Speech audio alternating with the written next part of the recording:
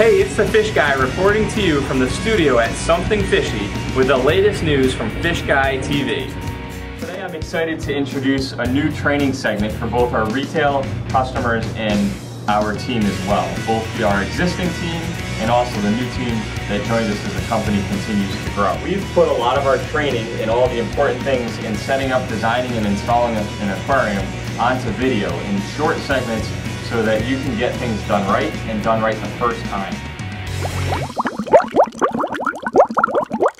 Today we're going to talk about a very simple form of filtration called hang on the tank or HOT filtration. Very common for our smaller freshwater aquariums, typically up to about 55 gallons, and you can even use it on smaller aquariums that are saltwater as well. This is one of our preferences for filtration, which is the Emperor 400 made by Marineland. Basically, this is going to hang right on the back glass of your tank, and then these two waterfall areas and your pipe will hang inside your tank. The nice thing about this is it's a very simple form of filtration, and it's going to also do a very good job filtering up to about a 55-gallon tank. The way that it works is there's a cover on it. Notice the back of the cover is actually vented.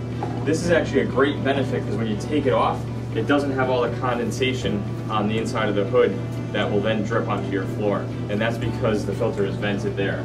The water basically gets pulled into your filter from the aquarium through this pipe, and as it comes down into the unit, it comes back, goes through a mechanical filter pad. This is the blue filter pad is where your debris is going to collect. On the back side is just your carbon tray. So your water is going to go through your filter pad for mechanical filtration, then through your carbon for chemical filtration. Then Marineland provides an extra carbon tray in case you want to put any other media or more carbon in your filter. Under normal filtration, it is not necessary to put anything in here. However, I do recommend you leave them in place in case you ever need them down the road.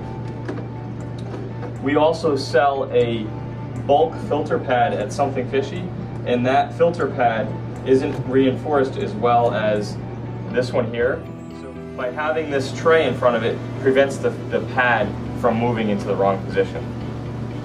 From here, the water is going to come right back into your tank through this area here.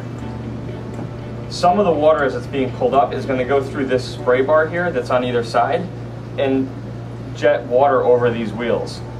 These are called bio wheels, and these wheels here cultivate bacteria to break down ammonia and nitrates. When these are new, they will spin very freely, and over time as bacteria starts to grow and you get some sediment on them, the spinning will slow down because the wheel will become heavier. It doesn't matter how fast or how slow these wheels are spinning, as long as they're spinning, they're going to be cultivating bacteria. This would be identical to what a bio ball would do. Basically what this does is provides an area that's highly oxygenated because it's out of the aquarium water and very moist because it's getting sprayed with water. The other thing is this pleated paper, if I were to pull it out, it would actually cover quite a bit of space because of the way it's designed. So there's a lot of coverage here, which is going to allow for a lot of bacteria growth. So this filter is providing both mechanical filtration and chemical filtration, and then biological filtration all in one unit. It's a very good filter for the money, about a $90 filter that'll last a long time on a small freshwater aquarium. Now, for maintaining this filter, about at least every 2 weeks you want to change your filter pads and just dispose of them and replace them. And then from time to time you may need to actually clean the filter itself.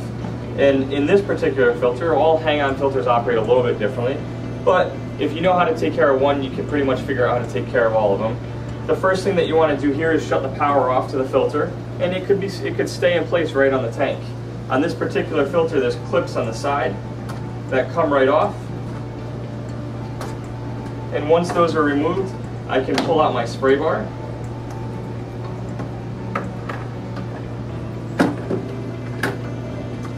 And once the spray bar is removed, I can pull out my internal housing. Now, inside the aquarium, at the bottom of this well, is an insert for my impeller. And this impeller here, this magnet, is going to sit right in that insert, and that's where the motor is that drives a magnet that spins this magnet. Now to clean this, you can take the pipe right out, And then on the bottom there's a little door that can come right off. So now this housing can be completely cleaned in fresh water. My impeller can be cleaned in fresh water as well. I can rinse out the inside of my filter if there's any debris in it, and then I'm going to want to reassemble this. I'm going to put it together the same way I took it apart. My impeller is going to go right inside of the housing. You want it sitting nice and straight, and then I'm going to put it right inside of the filter. It may take a minute. Remember that bottom of that impeller is looking for the bottom of the well, and after jiggling it around it should fit right in there. I can use a pipe cleaner to clean the inside of my spray bar. This spray bar has holes in it that you want to make sure are clean, otherwise water won't come out over the wheel. And then I can put this right back into place. This spray bar, you want to make sure when you're putting it into place that your holes are pointing down. And with the holes pointing down, I can put this clip back in place. And this clip being in place will prevent me from being able to turn the spray bar more than 50%. If I installed it pointing down, with the clip in place, I won't be able to point the spray bar straight up. That'll prevent accidental splashing. And then the spray bar can be adjusted so that it hits the wheel. And you can do the same thing on the other side. Now this filter unit comes with a standard length intake for regular sized aquariums about 18 inches deep. Your intake should sit somewhere just below 50% of the aquarium's depth. And if you have a deeper aquarium, you can remove the screen intake. You can install this coupling that comes with the filter. And then you can install this extension pipe. This extension pipe can be cut with a razor or a knife to any length that you want. And at the end of it, you're going to put your screen intake on. Now this particular filter, where this coupling is also an intake screen, so that if in a deep aquarium you can draw in from the bottom, or you can draw in from the middle by opening this vent.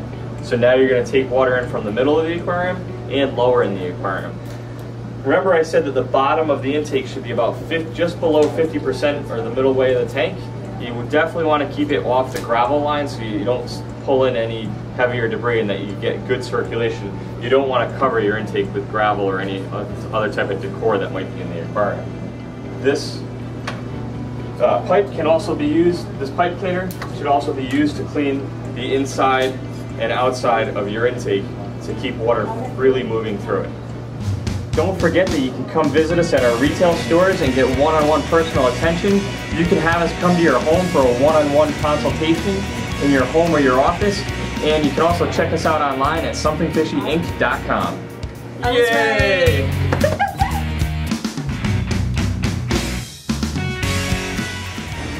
Hey, it's the fish guy. Oh, yes. So be sure to check back with us next Friday at 4 p.m. for the next episode of Fish Guy TV. Carpe diem.